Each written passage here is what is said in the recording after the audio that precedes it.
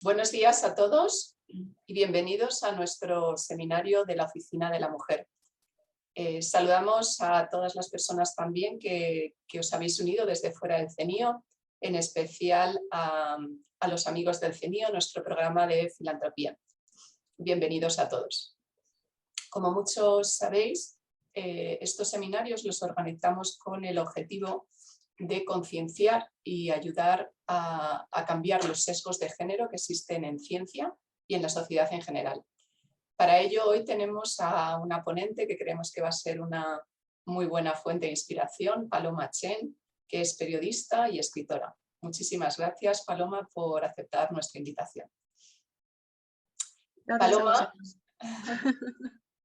Paloma nació en Alicante dentro del seno de una familia china, pero se crió en Utiel, Valencia.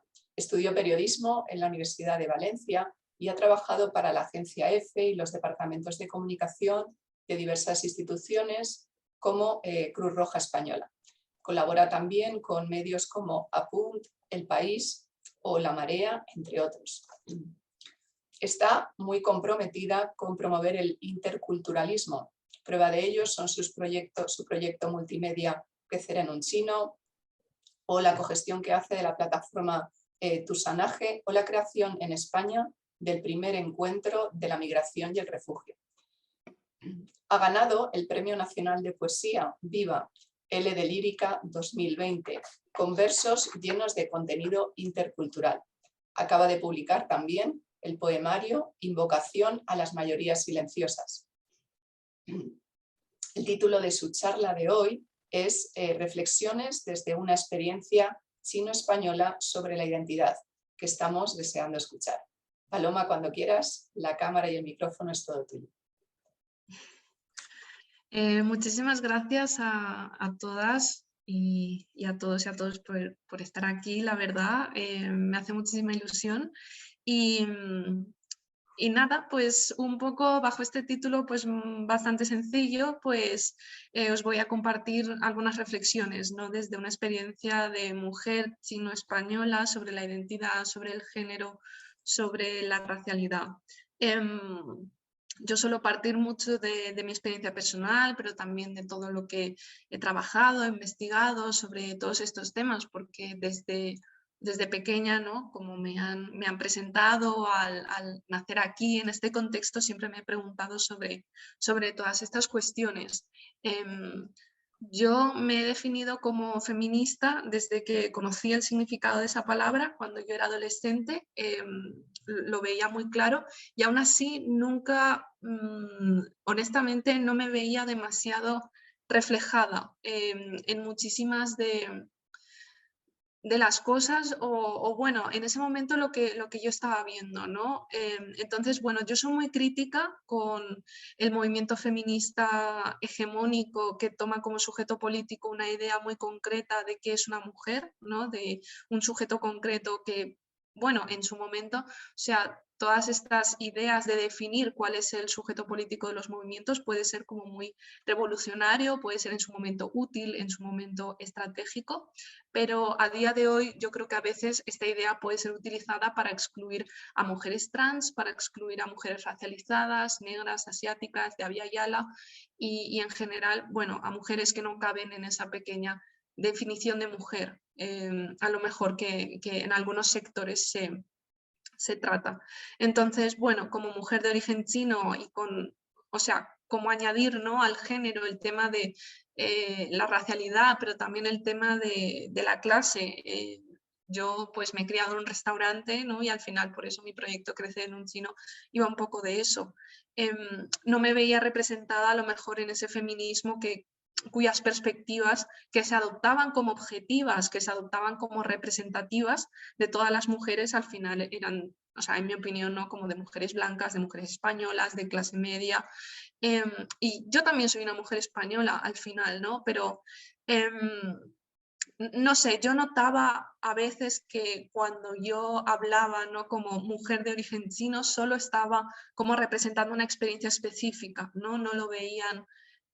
A veces nuestras experiencias específicas como mujeres racializadas no se ven, ¿no?, como representativas, no se ven que pueden también como tejer alianzas con personas, con mujeres que están en otros lugares.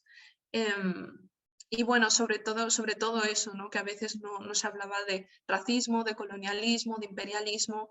Y bueno, me encontré con la corriente del feminismo decolonial, que viene de Abya Yala, que viene de Latinoamérica, y me interesó muchísimo. Como lo define Yuderquis Espinosa, es un momento en la construcción y producción de las ideas feministas, un momento contemporáneo que ahora mismo está en plena construcción y que se articula un tiempo más largo de producción de una voz subalterna no hegemónica. Y también es un espacio abierto de diálogo y en revisión continuo. Estoy muy contenta también de decir que, por supuesto, con el paso del tiempo y bueno, en distintas ciudades hay muchísimos espacios feministas que son también antirracistas, que también, bueno, están mucho con este término, ¿no?, de interseccionalidad, que últimamente está muy de moda, pero como aplicándolo realmente, y también estoy muy contenta de haber encontrado esos espacios. Mi investigación y un poco mi reflexión va muchas veces sobre qué ideas, ¿no?, hay sobre las mujeres chinas en España, pero también, bueno, en Europa, en Occidente. Y bueno, en 1977, esto es un año antes de que Edward Said publicara su famosísimo Orientalismo, que marcó un antes y un después en la teoría postcolonial, la filósofa y teórica francesa Julia Kristeva escribió un texto bastante famoso también que se llama Mujeres chinas, entre Mao y Telquel. Kristeva viajó a China y describía así a un grupo de campesinas. Una gran multitud está sentada al sol. Nos espera sin una palabra, sin un movimiento. Ojos tranquilos, ni siquiera curiosos, sino levemente divertidos o ansiosos, en todo caso, penetrantes y seguras de pertenecer a una comunidad con la que nunca tendremos nada que ver. Occidente y Oriente, como explica Edward Said, tienen una relación de poder y dominación. Bueno, esto lo podemos hablar también después, también podéis ahondar por vuestra cuenta, ¿no?, en este famosísimo texto de orientalismo. Pero bueno, tiene mucha relación, ¿no?, con esta visión que tenía Kristeva. Ella escribe que estas campesinas chinas pertenecen a una comunidad con la que nunca tendremos que ver, y al final a un Oriente en el que siempre pensamos como contraparte, ¿no?, de Occidente, y viceversa. Y de este modo, de alguna manera, o sea, si estamos hablando desde una perspectiva europea, pues es esa identidad europea la que se está reforzando. Porque es verdad que las identidades, al mismo tiempo que son imprescindibles, o sea, en el momento de ahora, como herramientas discursivas, como herramientas políticas, como maneras de poder tener un discurso político, también sería mentira, o sea, decir que las identidades no son también maneras de reforzar nuestras diferencias, ¿no?, y de reforzar ciertas categorías que nos separan y que son excluyentes, pero al mismo tiempo son útiles, ¿no?, son estratégicas, como diría Spivak. El sociólogo y teórico político Aníbal Quijano también explica un poco más acerca de Oriente como este otro de Europa. Dice: las relaciones intersubjetivas y culturales entre Europa, es decir, Europa occidental y el resto del mundo, fueron codificadas como un juego entero de nuevas categorías: Oriente-Occidente, primitivo civilizado, mágico-mítico científico, irracional-racional, tradicional-moderno, en suma, Europa y no Europa. Incluso así, la única categoría con el debido honor de ser reconocida como el otro de Europa u Occidente fue Oriente. No los indios de América, tampoco los negros de África, porque estos eran simplemente primitivos. Podemos rastrear hasta la expansión colonial imperial el fetichismo sexual de los occidentales por las mujeres asiáticas, que se refleja en obras de la época, como la ópera Madama Butterfly. En ella, un occidental, oficial de la Armada estadounidense, pasa un tiempo en Japón. Butterfly, nativa japonesa, acaba totalmente prendada de él. Renuncia a su vida anterior y sigue dependiendo de su voluntad, aunque éste la abandona. Finalmente, cuando regresa acompañado de una nueva esposa americana, Butterfly se suicida. El orientalismo sexuado se refleja sobre todo en la producción artística del siglo XIX en Europa, sobre todo en la obra pictórica, así como en la obra literaria. Esto fue analizado por Said de algún modo, pero luego muchísimas pensadoras feministas después aportaron, ¿no? Como esa perspectiva de género, ¿no? Que a Edward Said le faltaba.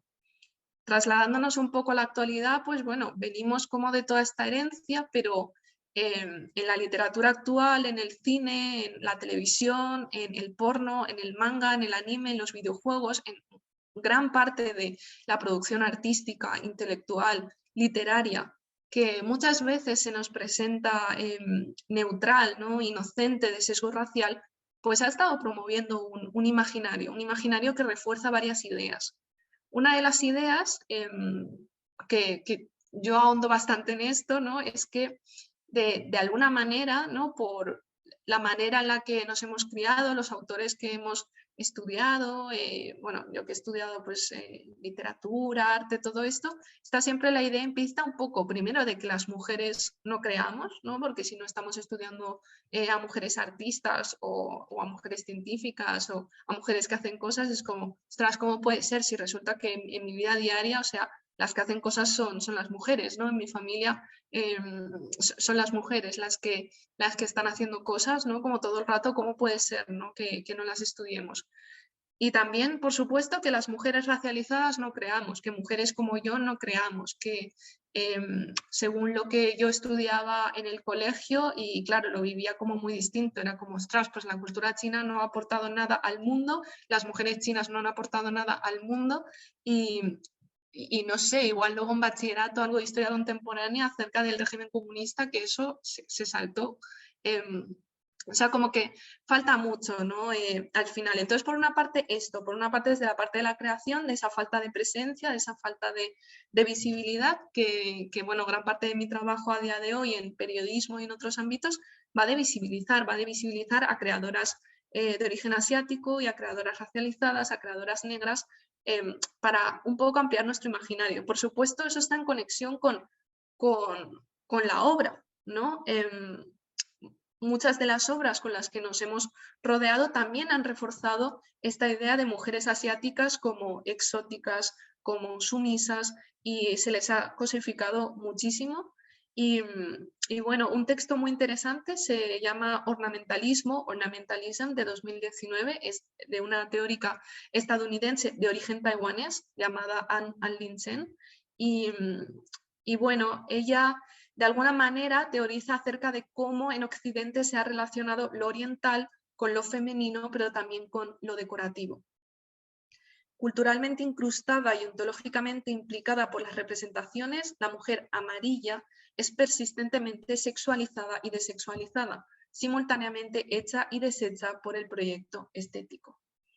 Entonces, bueno, este texto de ornamentalismo habla bastante de la mujer asiática como objeto y sobre todo como mera estética, ¿no? Al final, muy ligado a términos como pueden ser China doll, muñequita china, ¿no? Chinita, todo este tipo de términos que pueden no sonar mal a priori, pero tienen muchas connotaciones de objetivización y de exotización, ¿no?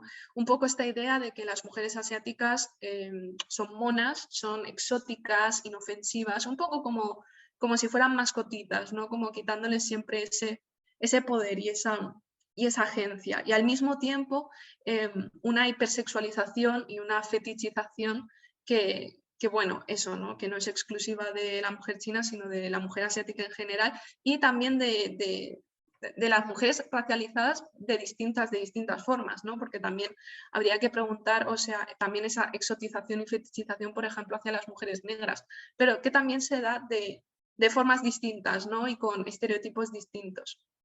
Entonces, bueno, esta imagen de una chica asiática sexualmente disponible es muy peligroso, ¿no? Porque si se nos percibe, ¿no? Como disponibles, como promiscuas, todo eso se está normalizando, se está legitimizando un acoso y un abuso sexual sobre nosotras muy, muy importante, la verdad.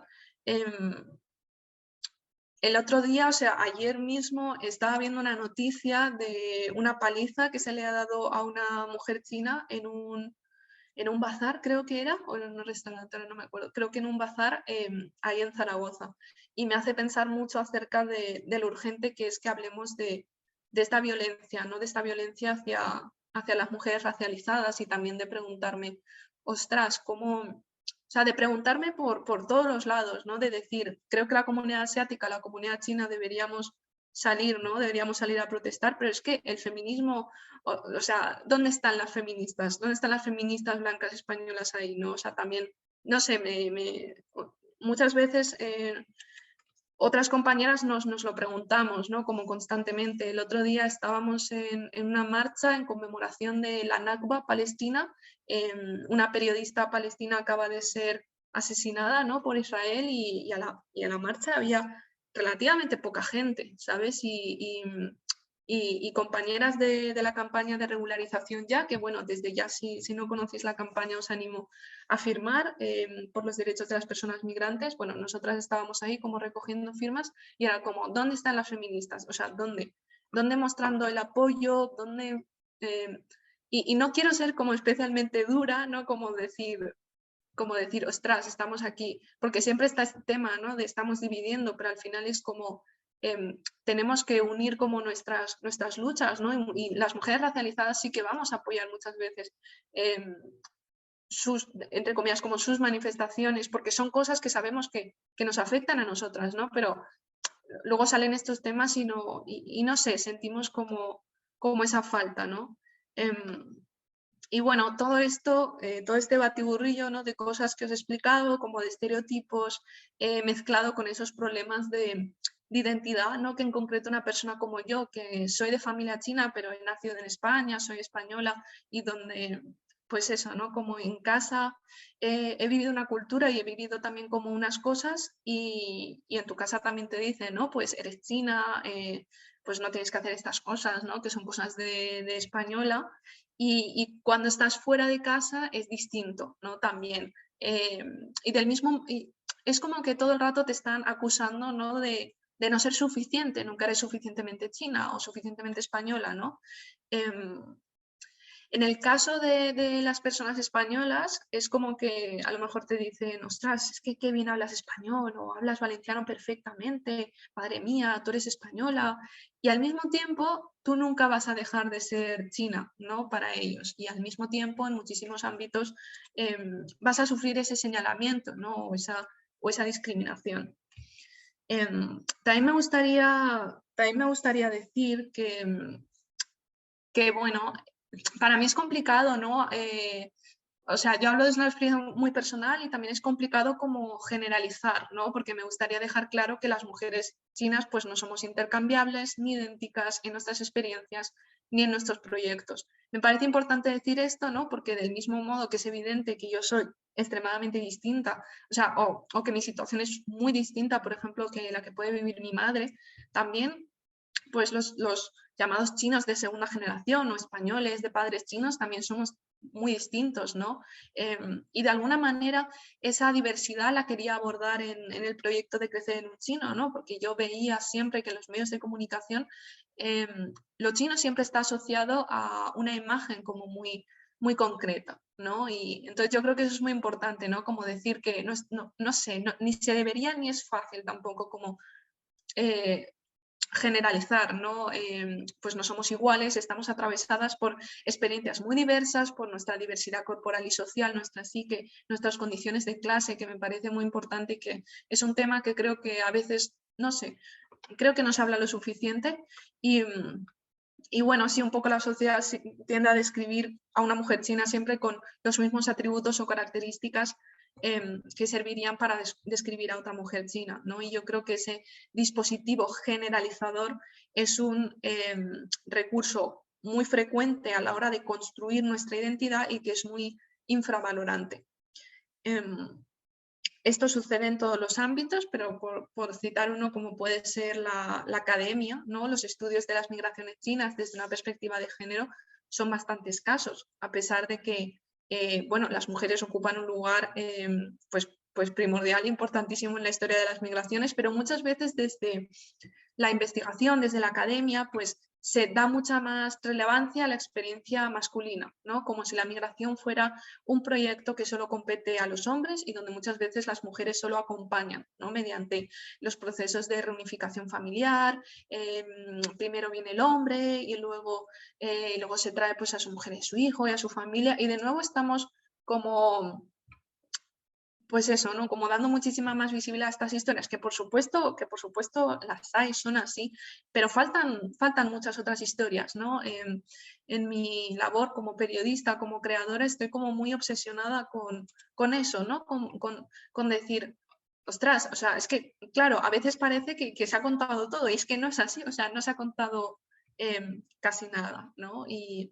Y bueno, también si se piensa, ¿no? en la comunidad china, digamos, o sea, si aparte antes os estaba contando como en concreto esta imagen de mujer asiática, es verdad que muchas veces cuando pensamos en la comunidad china, pues la gente piensa en un hombre chino de mediana edad, ¿no? Que es muy servicial, que está atendiendo su negocio tras un mostrador, y un poco la mujer china la tenemos un poco ahí como invisible, ¿no? En este imaginario. Y no sé si le preguntáramos exactamente no sé, si hiciéramos una encuesta, ¿no? a personas españolas sobre qué piensan exactamente de estas mujeres, no sé si responderían que piensan que son sumisas, que son dóciles, que son conformistas, que son súper trabajadoras, que vienen de una cultura machista, como todo este tipo de ideas, que son ideas que muchas veces las personas las tienen sin haber conocido nunca o hablado nunca con una persona china o de familia china, la verdad. Bueno, en relación a toda esta exploración, ¿no? sobre feminismos decoloniales, sobre otros feminismos, sobre experiencias que también suceden un poco yo intento estar, bueno, y yo estoy, ¿no? Como con un pie aquí y como con un pie allá, ¿no? Y creo que es muy importante que aprendamos también de las situaciones históricas de otras partes del mundo y bueno, de qué hace el feminismo chino o el feminismo en Taiwán o el feminismo en otros países de Asia Oriental. Y bueno, leí un texto, la verdad, muy, muy interesante, que bueno, es de la académica taiwanesa Su Meisi. Luego a lo mejor os puedo como escribir todos estos nombres en el chat o os los envío o algo así, si queréis como las referencias a todos los textos. Pero bueno, me pareció un texto muy interesante porque Su Meisi habla de un encuentro entre la filósofa Gayatri Spivak, que bueno, la he mencionado antes, pero es uno de los principales nombres, ¿no? del feminismo postcolonial, y un grupo de feministas de Taiwán en una casa tradicional de té. Antes debemos, creo yo, contextualizar un poco sobre la situación sociopolítica de Taiwán. Taiwán es, bueno, de alguna manera, o sea, de facto como un país independiente, es decir, tiene, o sea, tiene su ejército propio, tiene su gobierno propio, las personas taiwanesas se sienten, bueno, totalmente independientes de China continental, y el problema, ¿no? es que China continental sí que considera a Taiwán como una provincia, ¿no? una provincia más dentro de su territorio. Además de esto, Taiwán, que en su momento también fue colonia japonesa, pues durante muchos años también, por algunos autores, también se ha considerado casi un protectorado estadounidense o una neocolonia, digamos, de los Estados Unidos, porque las ideas americanas ahí son hegemónicas, son muy populares. De hecho, muchos de los principales académicos de Taiwán han sido educados en Estados Unidos. Y bueno, aún así, a pesar de como toda esta influencia, ¿no? y todo este intercambio, porque Spivak, que bueno, es de origen indio, pero ella es estadounidense, ella ha hecho carrera en la academia estadounidense, pues bueno, fue a este encuentro con las feministas taiwanesas y de alguna manera fue un encuentro como muy incómodo. Spivak se molestó y se quejó de que las personas locales eran muy molestas, de que la estaban interrumpiendo todo el rato, y Spivak de alguna manera reprendió, ¿no? a los presentes pues, por no mostrar respeto, por no atender una exposición que ya estaba haciendo sobre una pregunta muy importante, y además añadió también como reproche, porque bueno, la mayor parte del público de este encuentro eran académicas, estudiantes graduadas y todo esto, ¿no? Pues ella dijo es que los asiáticos han perdido el respeto a los mayores, ¿no? Al final.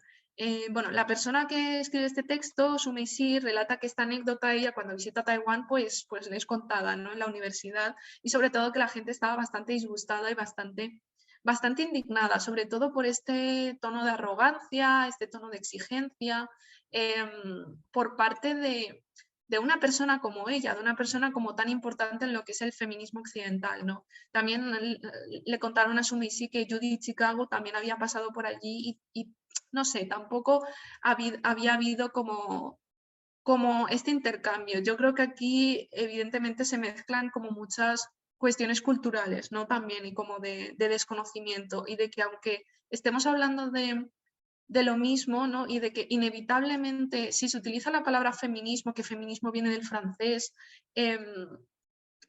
pues bueno, inevitablemente estamos negociando con un término occidental, digamos, de alguna manera. Todo esto independientemente de que en otras culturas, o sea, hayan habido pues eso, ¿no? Como pensamientos, teorías y movimientos por los derechos de las mujeres, ¿no? Pero si estamos hablando como concretamente de este feminismo occidental, sí que en China y en Taiwán muchas veces se ve como algo exportado, ¿no? De alguna manera. Entonces, bueno, para Su Mei-si, pues la clave fue que Spivak, después de su sermón, ella estuvo hablando, ¿no? Como todo el rato y no hubo espacio en ningún momento para ningún comentario, ¿no? Para las personas que atendían y que también pues se estuvo sirviendo de este estereotipo, ¿no? Del respeto asiático por los mayores y de decir, es que habéis perdido, ¿no? Como todo este respeto, todo esto ya situándose como de nuevo, ¿no? Con ese privilegio, ¿no? De decir, o sea, es que yo soy asiática también y por eso os conozco y al mismo tiempo no lo soy y estoy en Estados Unidos, ¿no? Entonces, bueno, de algún modo para responder a todo esto y una propuesta o de alguna manera algo más interesante por parte de alguien de Taiwán, de una feminista de Taiwán, es el trabajo de Liglave AW, que bueno, ella es feminista taiwanesa, pero autóctona, es decir, de origen indígena. No es de la etnia Han, es decir, no es de la etnia china, porque realmente en Taiwán, que yo creo que esto es un tema también súper interesante, hay como todo este tema también de la colonialidad, ¿no? Y también de quién está como reclamando la independencia de ese país sin dejar como espacio a lo mejor para las personas indígenas taiwanesas, ¿no? Y como todo eso. Entonces, bueno, AU habla sobre la reciprocidad crítica, tiene este concepto y sobre cómo esto se puede aplicar en distintos contextos, ya sean tribales, locales, nacionales, transnacionales, ¿no? Entonces, bueno, para Su Mei-si al final hay como paralelismos muy claros entre lo que fue la reunión de Spivak, ¿no? O de lo que pueden ser como las feministas occidentales y las feministas taiwanesas, con lo que eran los encuentros entre las feministas locales taiwanesas con las feministas autóctonas o indígenas taiwanesas. Entonces dice, al igual que las feministas locales son marginadas dentro de Taiwán, las feministas locales taiwanesas son marginadas dentro del sistema global de representación dictado por la circulación hegemónica de conocimiento neocolonial. Yo creo que nos ayuda a reflexionar mucho sobre la ética de los encuentros feministas, sobre cómo circulan determinados espacios. Y bueno, Au nació en 1969 de padre chino Han y de madre de la tribu taiwanesa indígena Paiwan. Y ella no tiene formación universitaria y siempre dice que bueno, su activismo viene mucho de, pues bueno, del contacto directo, ¿no? Al final, y bueno, esta es una visión, por ejemplo, que también Yuderquis Espinosa de feminismo decolonial tiene, ¿no? Y Au explica, a menudo utilizo la expresión escaleras arriba, escaleras abajo para describir la diferencia entre el feminismo de clase media urbano del feminismo autóctono. Las feministas autóctonas son algo así como residentes en el primer piso, oprimidas, pero poseen un fuerte nivel de resistencia y un suficiente nivel de tenacidad. En el segundo piso habitan las feministas urbanas de clase media, que quizá tienen una mejor visión del campo, el quizá lo añado yo, que tienen una mejor visión del campo porque ellas pueden ver más lejos, a pesar de que también son oprimidas por quienes están arriba, es decir, por hombres, ellas no son el grupo que están en el nivel inferior. Diferentes niveles, diferentes necesidades y desde luego diferentes aspiraciones. El problema es que las residentes del segundo piso a menudo presumen hablar por aquellas que viven en el piso inferior al suyo, diciendo cosas como lo que todas las 10 millones de taiwaneses necesitan es, etc. La misma tendencia es encontrada en los residentes del piso tercero, es decir, por los hombres que dicen lo que los 20 millones de taiwaneses necesitan es, etc. De alguna manera, Awo está cuestionando el feminismo taiwanés local al mismo tiempo que está reconociendo que este tiene una visión de campo más amplia, ¿no? Es decir, las feministas que viven en el segundo piso pues pueden ver más lejos y de manera más nítida. Pero esta capacidad, este privilegio, será solo útil si pueden apoyar a las mujeres autóctonas.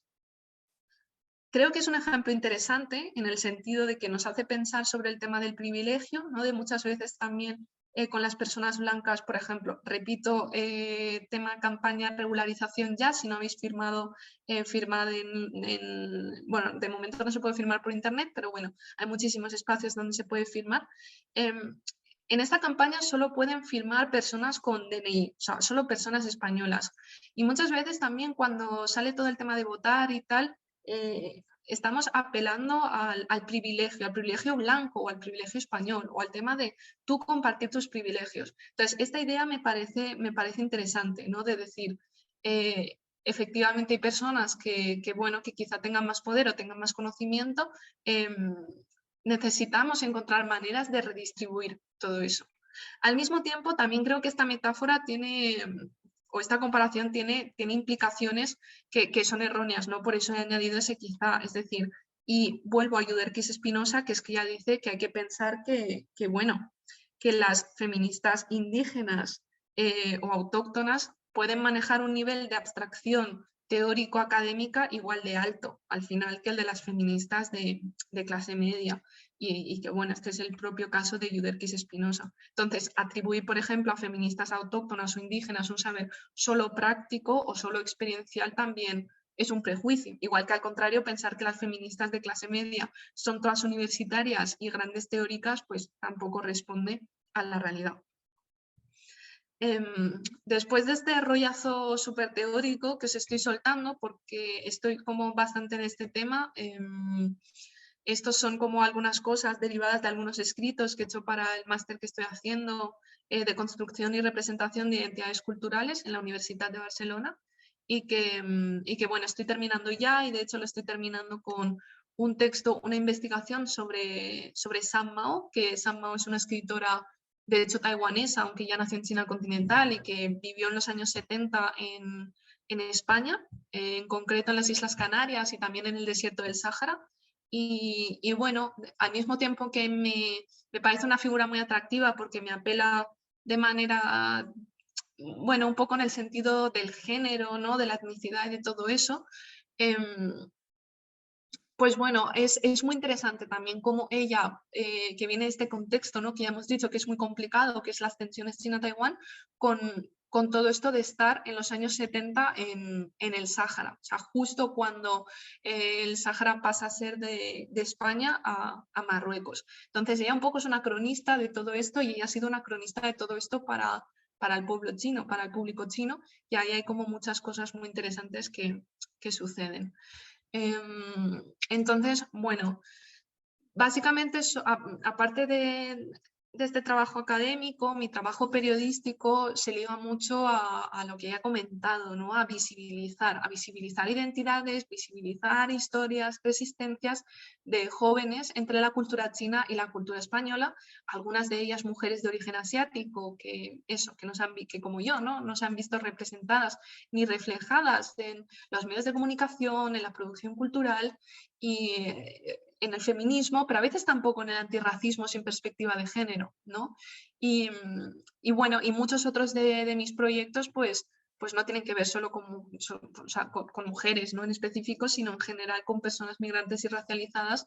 Y bueno, yo diría que en general con temas de poder, de derechos humanos, de interseccionalidad. Y bueno, ya os he hablado un poquito, ¿no?, de Crecer en un Chino. Crecer en un Chino fue un poco como mi primer gran proyecto, era cuando estaba terminando de estudiar periodismo y deriva mucho de eso, ¿no?, de decir qué espacio nos queda a personas de la diáspora china, es decir, personas que bueno, que sí, somos españolas, pero tenemos también otras historias, otras diversidades, otros orígenes. Me parecía importante visibilizar eso. Em, y al mismo tiempo de una manera para mí es muy importante, ¿no? Combativa, o sea, de alguna manera dialogante, ¿no? Porque al final me interesa el periodismo, porque el periodismo trata bueno, de presentar ciertas cuestiones que son muy complejas, es verdad, pero bueno, que puedan apelar, ¿no?, a un público mayoritario y que de alguna manera a través de los medios de comunicación, ¿no?, pues pueda llegar, ¿no? O sea, todos estamos viendo la tele, todos estamos leyendo los periódicos, ¿no? Y me parecía importante eso, ¿no?, que estuviera explicado de una manera sencilla y al mismo tiempo que fuera muy combativo. En Crecer en un Chino se habla mucho de racismo, ¿no?, que yo creo que con la comunidad asiática es que muchas veces no se habla de racismo, no se piensa que el racismo es solo hacia personas negras, que por supuesto, o sea, lo es en el sentido de que el racismo hacia las personas negras es absolutamente global. Y bueno, en ese sentido os voy a recomendar una charla que, bueno, no sé si está en abierto, pero Irene Izarra hizo una charla sobre racismo en China hacia personas negras y me pareció absolutamente, bueno, brillante, la verdad.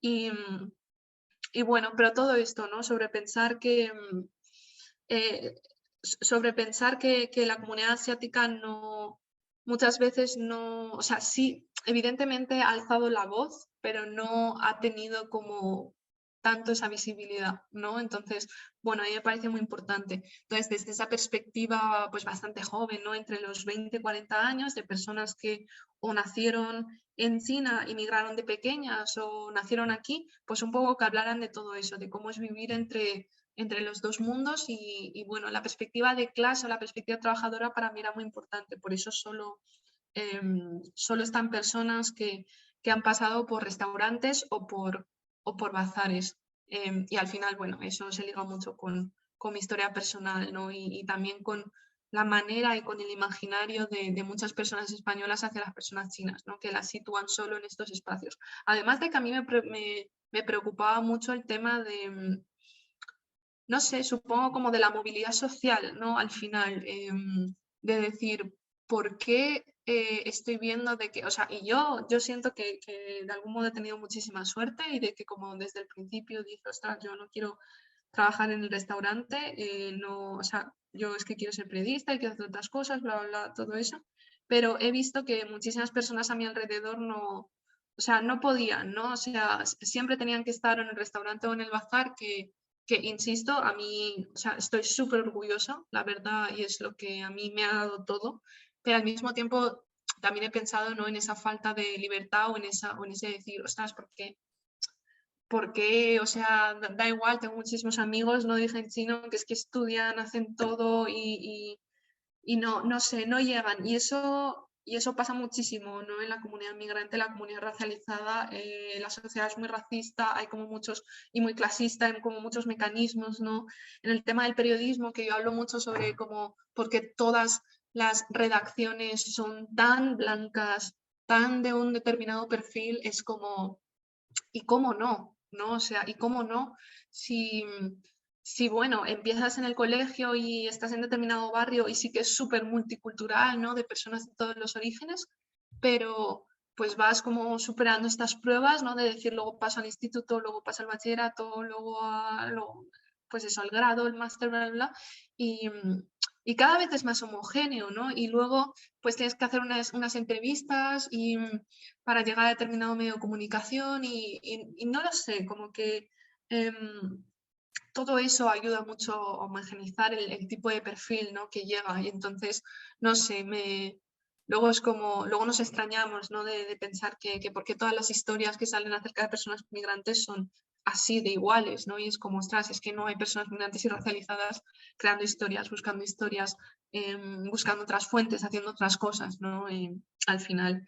Y bueno, en ese sentido, ligado también al trabajo periodístico, el año pasado hice un análisis para CEAR del País Valencià. Entonces, bueno, en la página web de Sense Topics están varios informes que se han estado realizando en los últimos años donde se analizan los medios de comunicación a nivel nacional respecto a ciertas temáticas de migración. Entonces, bueno, el año pasado fue el tema Afganistán, el tema Ceuta y Melilla, el tema de las llegadas a Canarias y todo eso, ¿no? Y de ahí se sacan como diversas conclusiones acerca de cómo tratan, ¿no? los medios de comunicación, como las imágenes, cómo se humaniza o no a las personas, cuáles son como un poco las estrategias que se utilizan, cómo es difícil combatir el última hora, ¿no? En periodismo estamos todo el rato con ese última hora y bueno, yo para nada, yo tengo el privilegio, o sea, soy estudiante ahora mismo, pero bueno, hago otras cosas como de redes sociales y todo eso y no estoy, ¿no? Como en una redacción ahí como súper atenta a la última hora. Entonces yo sobre todo soy freelance, hago colaboraciones y bueno, estoy contenta de decir que en los medios en los que he colaborado, como puede ser La Marea, como puede ser El País, El Salto, pues bueno, he podido escribir pues un poco con más calma, ¿no? Y bueno, mucho de entrevistas, de sentarme con las personas y de poder contar las historias que bueno, yo me pregunto mucho, ¿no? acerca de esto, acerca de cómo presentar mejor, ¿no? Al final las historias y bueno, no sé, como que me interesa todo este tema al final de explorar los distintos lenguajes y bueno, no me quiero enrollar muchísimo, la verdad, veo que ya son como menos 20, pero bueno, os hablaré un poco entonces de mi poemario y leeré algún poema.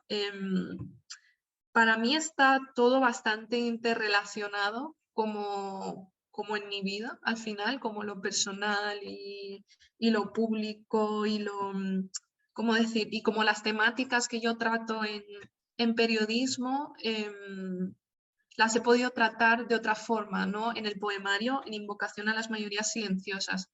Yo me metí a periodismo sobre todo porque quería escribir. O sea, no me interesaba tanto la actualidad, aunque sí me interese, pero eso, ¿no? Me interesan las historias, me interesa la creación. Entonces pensé que era la mejor manera, lo mejor de vivir, de escribir. Pero yo sobre todo he escrito pues de manera creativa, ¿no? He escrito poesía y, y bueno, no sé, antes, hacía años, no pensaba tampoco tanto, ¿no? Como en hablar de mis experiencias personales, pero ha sido algo que ha ido surgiendo y bueno, muy contenta de decir que este año pude publicar este libro, que es Invocación a las mayorías silenciosas con la editorial Letra Versal y bueno, la portada, que es un óleo precioso hecho por la artista japonesa española María Miura, pues bueno, de alguna manera está representando, ¿no? a cocineros en un restaurante chino, porque sí, tengo como muchísimos poemas ambientados en el restaurante, poemas escritos en el restaurante, poemas escritos desde el dolor, desde la rabia, que hablan sobre el racismo, pero también muchos poemas de celebración y de alegría. Así que, bueno, no sé, esto como, no sé, como mucha reflexión, ¿no? Acerca de qué es pertenecer o no a una diáspora, ¿no? Por ejemplo, también me obsesiona mucho como la idea del hogar, la idea de la pertenencia, la idea de poder construir, ¿no? De poder construir aquí, pero con la mirada puesta allá y poder estar todo el rato como contaminándonos en sentido positivo de todas esas influencias. Así que bueno, voy a leeros algún poema.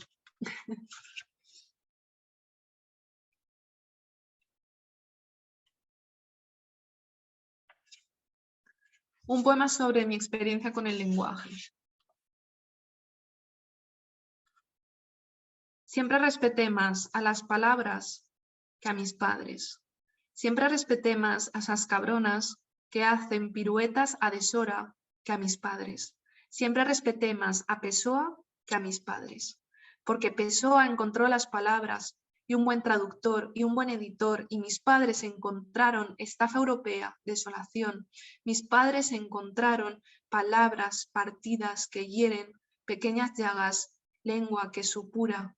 Y como yo no quería palabras partidas que hieren, pequeñas llagas, lengua que supura, me esforcé en hablar, en la R, en hablar correctamente, en blanquear mi acento, en dominar las palabras que dominan a mis padres, que son dominados por las palabras que domino. Y hoy, mi voz ya no tiene color, mi voz ya no tiene historia. Nadie sabe de dónde vengo, porque en las discotecas, ¿de dónde eres? En Tinder, ¿de dónde eres? En la frontera, ¿de dónde eres? Y en español, ¿de dónde eres? Y en chino, ¿de dónde eres? Y en inglés, ¿de dónde eres? Y mis padres, ¿de dónde eres? Y las calles, ¿de dónde eres? ¿Y a dónde vas? ¿Y de dónde eres? Soy de pasaportes falsos japoneses y de ahorros familiares, de lágrimas prestadas y cartas que no llegan, de deber, belleza y sangre, de rostros como el mío que susurran lentamente con la esperanza de que entienda. Y aunque no entiendo, y aunque ellos no entienden, aunque el mundo no entiende, lo que entiendo que mis padres me hacen entender es: habla, habla, habla. Aunque no entendamos, habla, habla, habla. Y así hablo, con lenguaje fracturado, con palabras partidas que hieren, pequeñas llagas, lengua que supura. Así hablo, con lenguaje averiado. Y a Pessoa quizá le gustaría, y a mis padres les gusta, aunque no entiendan. Bueno, este es un poema como desde una perspectiva muy personal, ¿no? Y como muy... sí, un poco desde el lenguaje, ¿no? Desde esa timidez, ¿no? Que yo tenía de pequeña, esa incomunicación, todo eso. Entonces, bueno, os voy a leer un poema más y ya, bueno, charlamos un poco, preguntas, cosas que tengáis que decir. A ver, si lo encuentro. Vale, este poema está de alguna manera enfocado de manera distinta y de alguna manera también es muy parecido, porque también habla de mi relación con el lenguaje y bueno, de hecho es un poema que escribí adrede para recitar en la RAE, porque bueno, gané un premio, que el premio se daba en la RAE y fue como, ostras, puedo recitar en la RAE, puedo hablar directamente a la RAE y decirles lo que pienso. Pues este es toda la vida. Sé cantar canciones en un idioma que no entiendo. Sé decir te quiero en una lengua que no siento. El verbo que me ha sido dado no me puede atrapar. ¿Qué sabe este diccionario de mi pueblo, mi historia o mi identidad? ¿Es el negro un infeliz, un infausto, un desventurado? ¿Borrar el racismo del lenguaje es un trabajo de chinos? Pero es que son expresiones de toda la vida. Es que hemos dicho esto toda la vida. Es que esto lo ha escrito Pérez Reverte toda la vida. Es que están acabando con los negocios de toda la vida. Pues la palabra ha sido un privilegio toda la vida. Y toda la vida el sujeto subalterno no ha podido hablar. Y toda la vida hemos tenido mala caligrafía. Y toda la vida hemos tenido ideas impías. Y toda la vida hemos bebido agua no potable. Y toda la vida nos hemos peinado de manera muy afable. Y toda la vida hemos tragado, pero no digerido. Y ahora quiero toda una vida para entrenar la inocencia, para contraerme y expandirme a conciencia, una vida recuperada de la ceguera parcial, de la ambivalencia de entender pero no saber explicar, de la condena de inventar un hogar que es solo superstición, con límites flexibles, fantasías maleables, tenues destellos de libros rayados, prólogos reescritos, páginas arrancadas, vocales intercambiadas, pronombres con la E. Porque ni Dios, ni patria, ni marido, ni tinta roja para guionizar el desarraigo de esta conciencia letargada, que el día que despierte besará las costras incendiadas de toda la diáspora.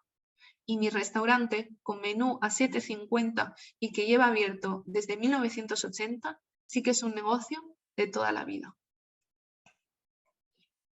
Bueno, muchísimas gracias a todas por escuchar y nada, yo creo que ahora podemos dejar 10 minutos para conversar o para preguntar o eso.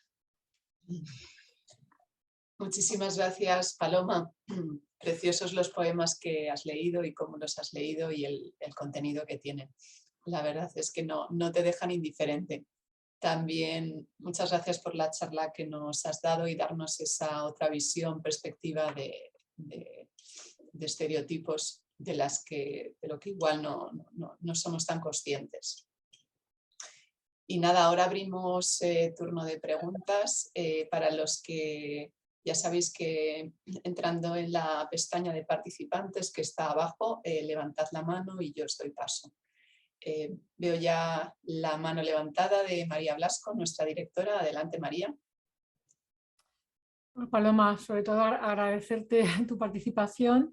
Los poemas me han encantado. Había escuchado ya el de la RAE con motivo del premio que te habían dado y la verdad es que es emocionante. Gracias por abrirnos los ojos, ¿no? a bueno, pues toda la comunidad de personas de origen, bueno, de raza china, pero que sois muchos españoles y muchas españolas y por hacernos ver un poco la percepción que tenéis. Mi pregunta va en relación a precisamente si hay esta sensación de una diáspora, hasta qué punto estáis en contacto, bueno, pues personas a lo mejor de tu misma generación, que tenéis experiencias parecidas en España, incluso en países de Europa, incluso a nivel no solo de España, sino de otros países.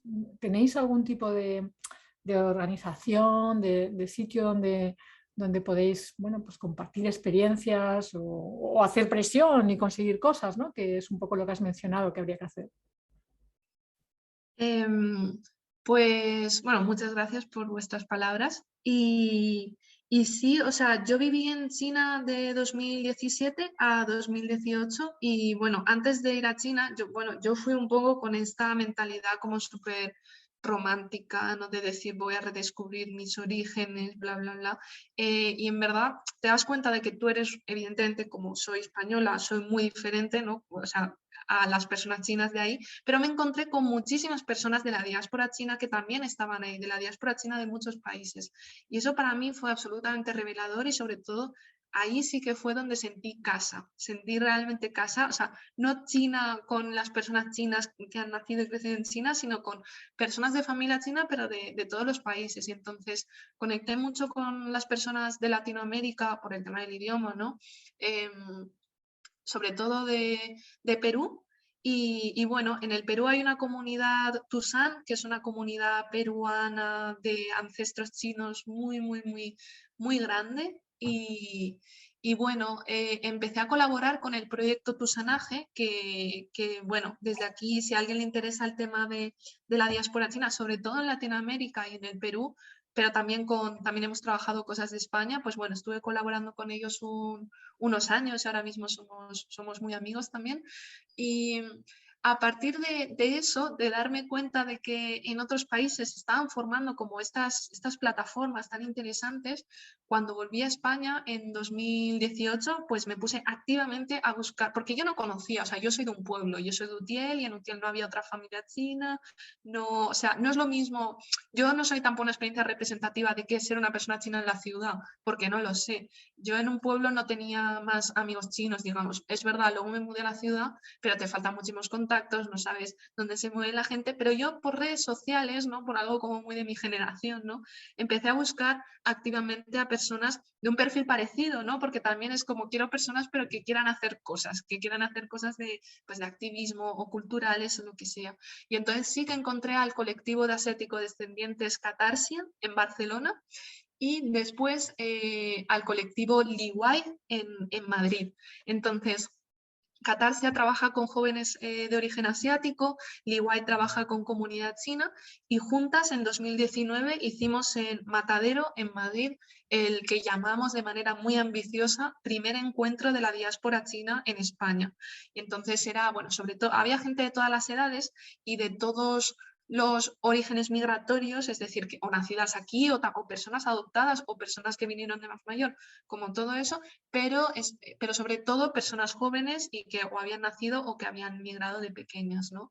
Y de alguna manera sí que hemos intentado construir este espacio que hemos llamado Red de Diáspora China, que le hemos intentado dar un poco de continuidad, y lo último que hicimos sí que fue en abril, o el mes pasado, a principios de abril, después de estos años pandémicos, en Matadero, este segundo encuentro de la diáspora china, y un poco también pues ampliando, ¿no? Liwai, por ejemplo, en Matadero está trabajando un montón, ¿no? con jóvenes de la diáspora.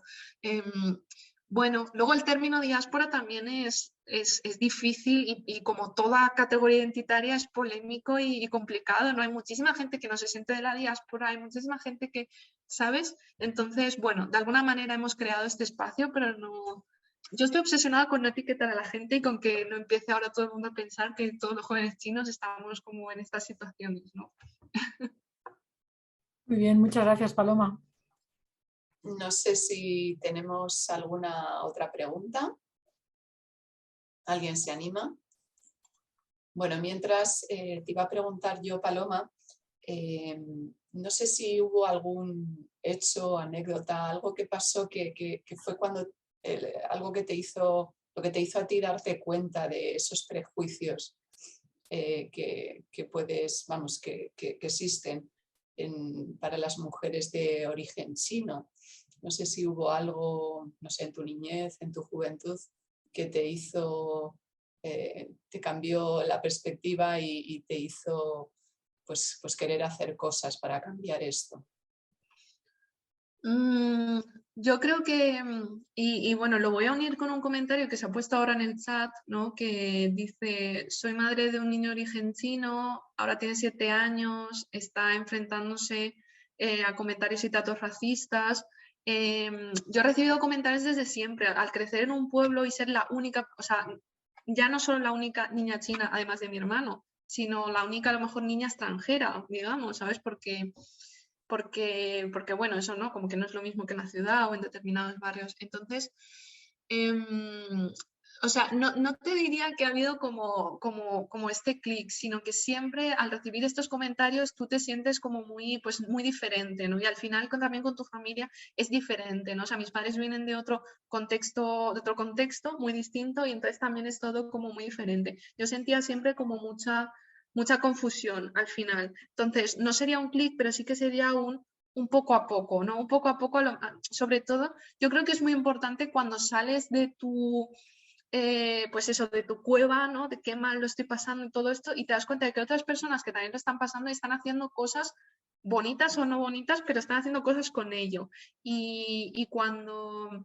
Y bueno, en la adolescencia, con todo este tema también, pues yo qué sé, en el caso de la fetichización o la sexualización, es como con todo este tema de relaciones románticas, ¿no? Que tú puedas tener, como todo eso te marca mucho. Pero luego ya en la universidad, por ejemplo, conocí a otros referentes, conocí a Susana Ye, que tiene un documental que se llama Chiñoles y Bananas, y donde hay como, pues también, un poco, para mí Chiñoles y Bananas es el documental padre o madre espiritual de crecer en un chino. De algún modo, son también personas de origen chino que están hablando básicamente de sus vidas, sin más, pero, o sea, de la violencia, de las alegrías, de todo, y me pareció muy, muy bueno y me inspiró un montón. O luego también está la autora Gazpacho Agridulce, a la que admiro un montón, y que ella fue la primera que, o sea, yo iría a bachillerato, tenía 16 o 17 años, y por primera vez vi que una persona estaba en un Tumblr poniendo cosas acerca de la vida en el restaurante, además de que eso era muy cercano para mí, ¿no? Porque ella, pues eso, era una chica china que era camarera en el restaurante, que tenía un novio español, pero su madre le decía cosas que no sé qué. Entonces me sentía como muy, muy identificada. Yo creo que poco a poco, con todas estas experiencias, era como, ostras, que esto que me han dicho por la calle, o sea, es que se lo dicen a más personas, es que esto es real, es que esto es un problema, es que si no hablamos de esto no sé, nunca le vamos a poner solución, ¿no? De alguna manera y tampoco te vas a sentir con la legitimidad pues ni de contestar, ni de pensar sobre esto, ni de, ¿no? Entonces sí, y luego eso, ¿no? Como ir a China a mí me ha ayudado un montón para ver lo que otras personas de diásporas de otros países donde la migración china es más, bueno, tiene más años al final y son personas más mayores con más experiencias me enseñaron. Y todo eso a mí ver a gente que hace cosas es lo que me hace a mí darme ganas, ¿no? de hacer cosas con ellos. Muy bien, muy bien. Tenemos otra mano levantada, Paqui Mulero, que es jefa de grupo aquí en el CNI. Hola, buenos días. Enhorabuena por, por la charla. Disculpad la voz, que estoy un poco tocada de alergia con esta primavera. Bueno, me ha gustado mucho y de hecho yo soy muy seguidora de Gazpacho Agridulce. Me gusta muchísimo, o sea, y con ella y contigo quería terminar de aprender, pues sabemos que en el lenguaje hay mucho racismo. Entonces yo a veces me encuentro con, tú lo dices claramente, cómo es vivir en un chino. Realmente el lenguaje puede resultar ofensivo en el caso que yo por ejemplo intento decir un bazar de alimentación, pero me sale chino, vamos a ir a comprar chino. Y ahora mismo tengo un hijo que va a un colegio donde se aprende chino y tiene muchos compañeros chinos. Entonces no sé si al final estoy ofendiendo. Me gustaría que nos ilustraras en este tema, porque el lenguaje me parece que es muy importante. Si podemos corregirlo. Sí, o sea, a mí como, bueno, lo primero de todo eso, que no soy representante de nada, que muchísima gente que a lo mejor no le molesta, ¿no? Como directamente que le digas eso, ¿no? En plan, o sea, para nada. Pero, o sea, yo siempre lo digo, como escritora, como comunicadora, como hablante, como humana, a mí me interesa muchísimo el tema del lenguaje y también muchísimo antes de pensar en estas cuestiones, cuando yo estaba trabajando en el restaurante, a mí, mi familia no lo sé, pero a mí que yo puedo entender perfectamente cómo, en qué tono se está diciendo, de qué manera se está diciendo, a mí me ofendía muchísimo. O más que ofender, me incomodaba y no sabía por qué. Y esto es algo que en crecer en un chino, que es un chino entre comillas, precisamente porque a todas las personas entrevistadas yo lo primero que les digo, ¿a ti te molesta que digan chino? Y claro, la gente empieza a poner caras del rollo, pues no lo sé, creo que sí, pero no lo sé. Y otra gente lo tiene más claro, o sea, otra gente dice, sí, me molesta un montón porque no sé, o sea, además o sea, además de que es distinto decir ir al chino que ir al italiano, porque, por ejemplo, ir al chino es que se dice como todo el rato y como para cualquier cosa y es distinto, también, pues la manera de decirlo, el que si vas a un restaurante chino lo llamas chino, pero si vas a una tienda de zapatos, si las personas tienen mi cara, si las personas son asiáticas, lo vas a llamar chino. Entonces todo eso, ¿no? Porque de nuevo está reforzando al final como todo ese tema de las identidades nacionales, además que es muy problemático y que yo lo utilizo mucho, es verdad, yo lo utilizo mucho, por ejemplo, esta charla se llama Reflexiones desde lo chino-español y en verdad lo podría haber llamado Reflexiones desde ser valenciana con rasgos asiáticos, ¿no? Pero es un término con mucha carga, ¿no? Es decir, si estuviéramos como si fuera simplemente para describir que una persona es china, de nacionalidad china, pues aún, ¿no? Pero este tema de llamar a los establecimientos con el aspecto, con el fenotipo racial de sus dueños, como decir, yo qué sé, paqui, ¿no? Pakistaní, como todo eso. O sea, yo sí, o sea, yo no lo veo, no lo uso y no... Entonces eso, sí. Pues no sé si tenemos alguna pregunta más, si no ya vamos a acabar, que se nos ha echado ya la hora encima. No veo más preguntas, así que nada, muchísimas gracias, Paloma, por tu ponencia, ha sido fantástica. Ahora me cogeré para leerte más de tus poemas, que me han gustado mucho. Y bueno, doy también las gracias a todos los asistentes, y que hemos sido casi 70 personas. Y bueno, pues nos vemos en el siguiente seminario. Mientras tanto, cuidaros todos mucho. Muchas gracias.